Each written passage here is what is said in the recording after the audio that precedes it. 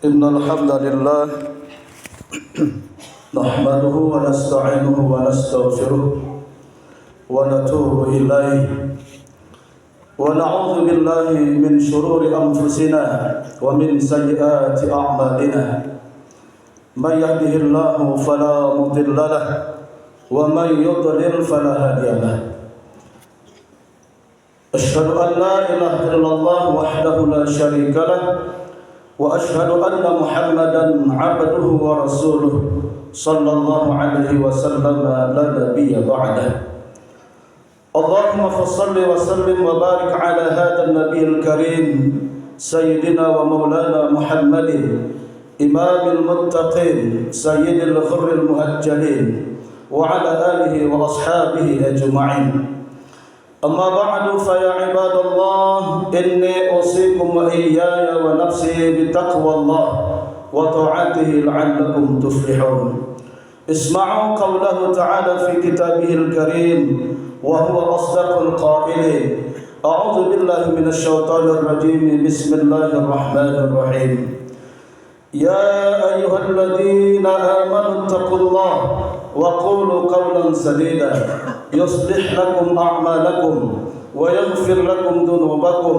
ومن يطع الله ورسوله فقد فاز فوزا عظيما ثم قال النبي صلى الله عليه وسلم في حديثه قال النبي صلى الله عليه وسلم عجبا لأمر المؤمن إن أمره كله خير إن أصابته السراء شكر فكان خير له وإن أصابته ضراء صبر فكان خير له صدق الله العظيم وصدق رسوله النبي الكريم ونحن على ذلك من الشاهدين والشاكرين والحمد لله رب العالمين. Hadirin sidang jamaah Jumat yang mulia, yang berbahagia, yang dirahmati Allah Subhanahu wa taala. Hari ini kita masih dipertemukan oleh Allah dalam sebuah sidang Jumat. Mudah-mudahan Allah Subhanahu wa taala berkenan membukakan pintu rahmatnya kepada kita bersama, membukakan pintu silaturahminya kepada kita bersama dalam rangka ukhuwah Islamiyah, meningkatkan kualitas keimanan dan ketakwaan kita kepada Allah Subhanahu wa taala. Khatib berwasiat, marilah sama-sama kita tingkatkan kembali ketaatan kita kepada Allah dengan menjunjung tinggi nilai-nilai agama di dalam kehidupan kita.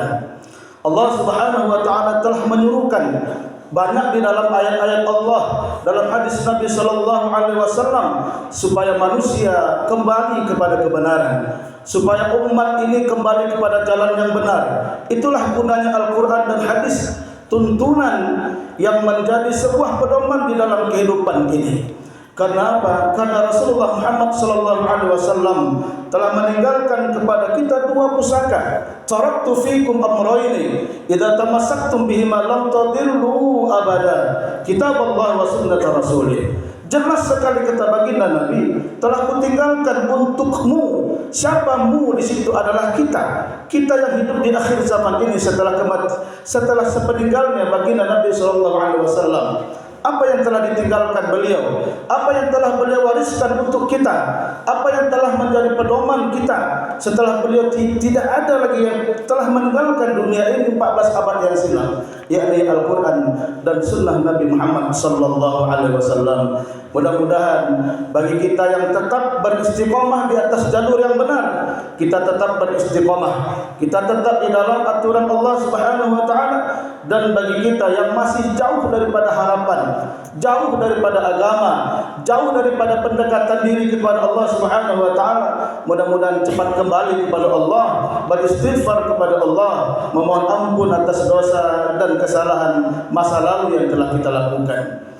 Hadirin sidang jamaah Jumat yang mulia yang dirahmati Allah Subhanahu wa taala. Allah Subhanahu wa taala pada hakikatnya menciptakan kita ada di atas dunia ini. Menghadirkan kita ke atas dunia ini pada hakikatnya adalah untuk diuji. Untuk diuji. Ini yang harus kita garis bawahi. kita adanya di dunia ini karena ingin dipuji oleh Allah Subhanahu wa taala. Apa kata Allah di dalam surah Al-Mulk ayat 2? Alladzi khalaqal mauta wal hayata. Dialah Allah yang telah menciptakan kamu, yang telah mengadakan kamu hadir ke dunia. Diciptakannya Allah kehidupan, diciptakannya Allah kematian. Itu gunanya apa? Liyabluwakum ayyukum ahsanu amala, supaya Allah uji kita, siapa di antara kita yang paling tegar imannya, yang paling kuat imannya, yang paling bagus dan paling baik imannya kepada Allah Subhanahu wa taala.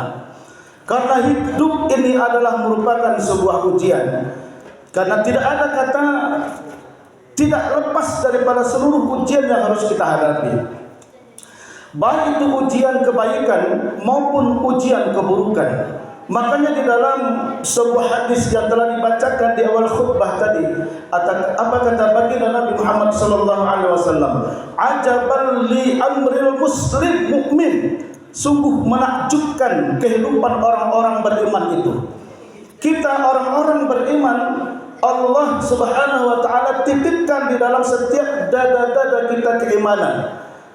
Setiap orang beriman yang benar imannya kepada Allah Subhanahu wa taala, ya, akan terjadi sebuah keajaiban khusus di dalam kehidupannya. Seluruh urusan kehidupannya itu dianggap baik oleh dirinya. In asabathu sarra, manakala menimpa pada dirinya, dia mendapatkan kebahagiaan pada dirinya, kebaikan untuk dirinya, syakara. Orang mukmin tadi bersyukur kepada Allah. Jadi manakala kita mendapatkan kenikmatan daripada Allah, orang mukmin itu bersyukur, bukan kufur.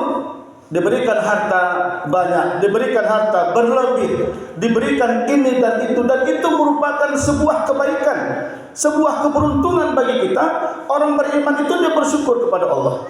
Itulah keajaiban orang beriman itu. Kemudian sebaliknya, wa in asabathu darra, orang beriman manakala dia ditimpakan sebuah musibah. Nah, ini dia.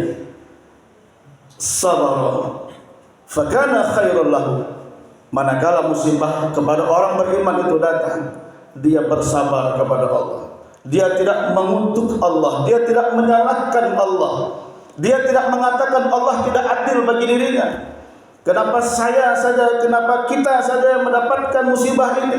Orang beriman manakala mendapatkan cobaan musibah yang tidak menyenangkan, ya, kok kekurangan harta benda, kok kesempitan waktu, kok perlakuan keluarga, anak, handai tolan dan lain sebagainya yang tidak menyenangkan. Orang beriman dia tetap bersabar kepada Allah karena semuanya adalah ujian daripada Allah Subhanahu wa taala. Jadi jangan pernah kita menyangka bahwa kekayaan itu adalah sebuah kemuliaan. Ya. Kelebihan harta yang Allah titipkan itu sebuah kejayaan, dan kemiskinan itu sebuah kehinaan. Belum tentu. Kekayaan, kejayaan, kebahagiaan, ya, itu adalah cobaan daripada Allah Subhanahu wa taala.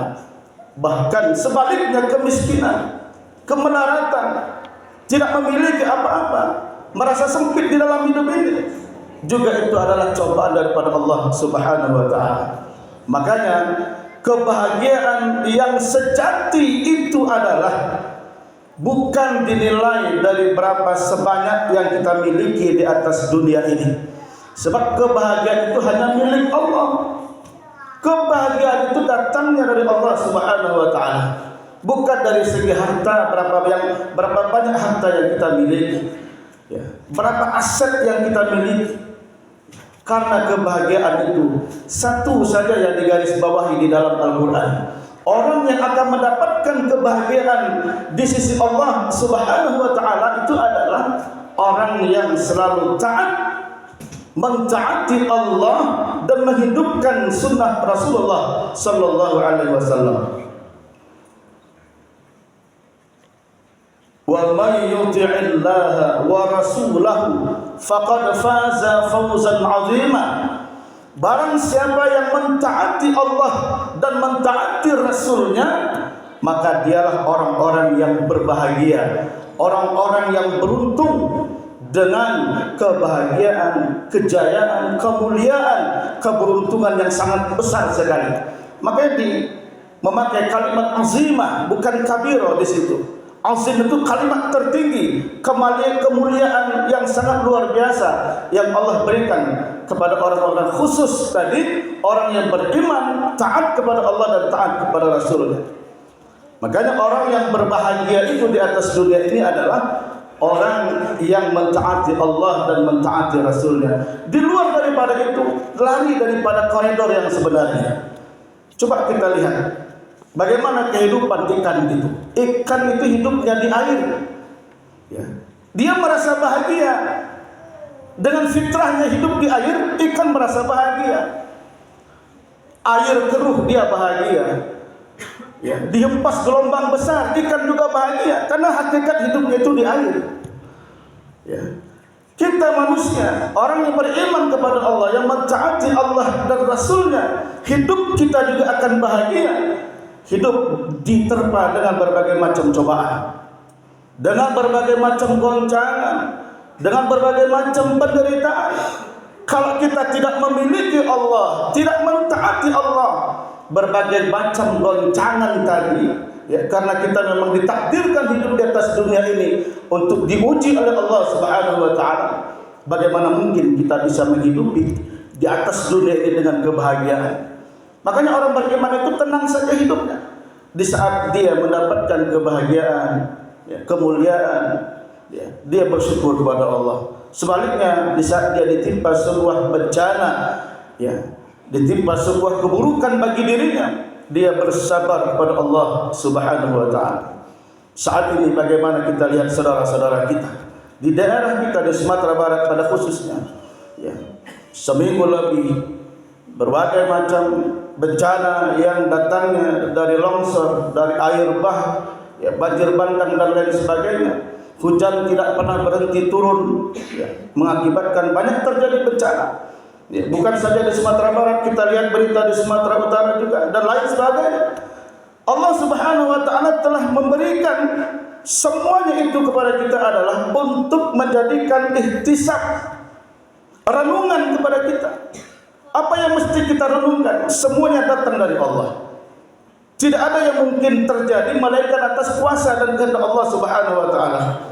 Makanya orang beriman di saat imannya diuji dengan ketidaksenangan, ya, dengan ketidaksukaan, itulah di saat Allah ingin memberitahukan kepada dirinya, benarkah itu iman seseorang itu kuat kepada Allah atau sebaliknya.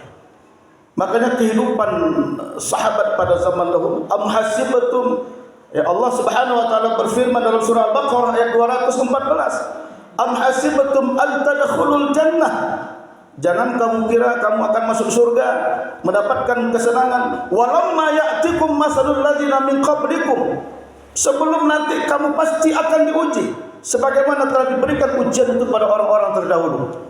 Masathumul ba'sa wad-dharra wa zulzilu, banyak sekali mereka mendapatkan cobaan, ya.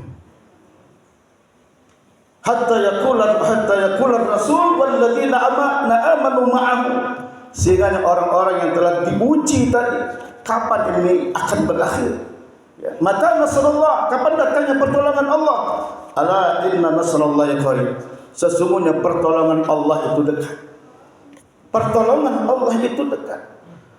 Nah, kapan pertolongan Allah itu dekat? Di saat kita dekat kepada Allah, bukan menjauhi Allah, bukan menghindar daripada Allah.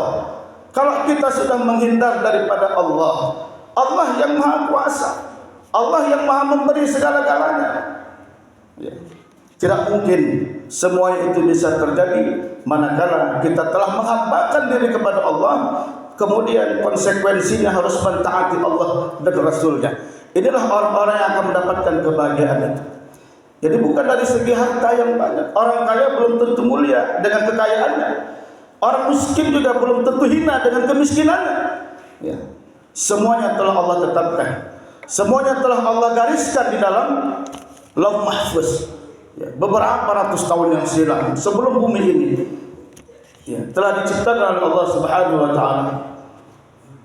Ma'asyiral muslimin hadirin sidang jemaah Jumat yang mulia yang dirahmati Allah Subhanahu wa taala.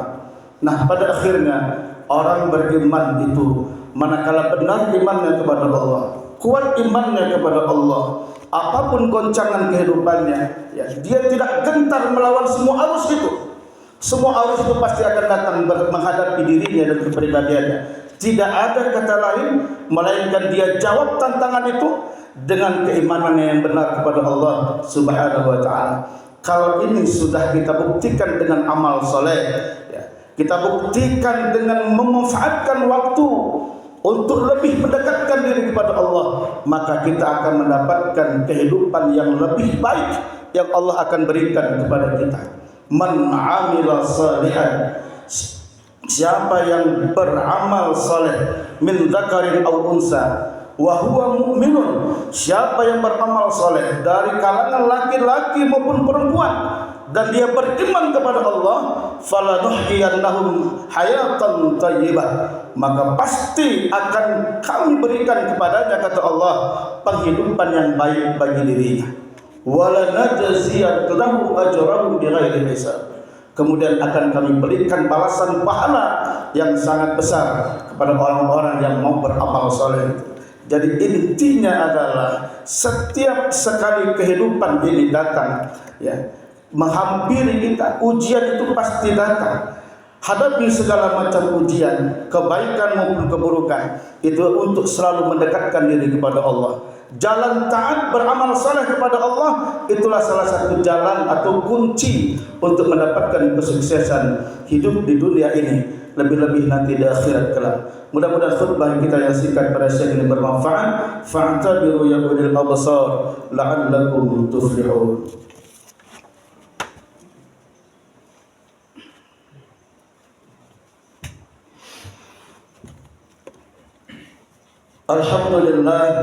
Alhamdulillahil karimir rahman, khalaqal insan wa 'allamahul bayan. Asyhadu an la ilaha illallah wahdahu la syarika lah, wa asyhadu anna Muhammadan 'abduhu wa rasuluh sallallahu alaihi wasallam la nabiyya ba'da. Allahumma salli wa sallim wa barik ala hadzal nabiyil karim sayyidina wa maulana Muhammadin wa ala alihi wa ashabihi ajma'in. Amma ba'du, fa ya ibadallah, usikum wa nafsi bi taqwallah wa ta'atihi la'allakum turhamun. Isma'u qawlahu ta'ala fi kitabihil karim wa huwa asdaqul qailin. A'udzu billahi minasy syaithanir rajim. Bismillahirrahmanirrahim. Wal 'ashri innal insana lafi khusrin illa alladziina aamanu wa 'amilus salihati wa tawassaw bil haqq wa tawassaw bis sabr. Shadaqallahul 'azim. Inna Allaha wa malaikatahu yusalluna 'alan nabi ya ayyuhalladzina amanu sallu 'alaihi wa sallimu taslima. Allahumma salli 'ala Muhammad wa 'ala ali Muhammad kama shallaita 'ala Ibrahim wa 'ala ali Ibrahim wa barik 'ala Muhammad wa 'ala ali Muhammad kama barakta 'ala Ibrahim wa 'ala ali Ibrahim fil 'alamin innaka Hamidum Majid. Allahumma ighfir lil muslimina wal muslimat wal mu'minina wal mu'minat al ahya'i minhum wal amwat bi rahmatika ya Allah ya arhamar rahimin. Rabbana zalamna anfusana wa in lam taghfir lana wa tarhamna lanakunanna minal khasirin. Rabbana atina min ladunka rahmatan wa hayyi' lana min amrina rasyada. Rabbana atina fid dunya hasanah wa fil akhirati hasanah wa qina 'adzaban nar. Wa sallallahu ala sayyidina Muhammad wa ala alihi wa sahbihi ajma'in. Walhamdulillahi rabbil alamin. Aqimis salat.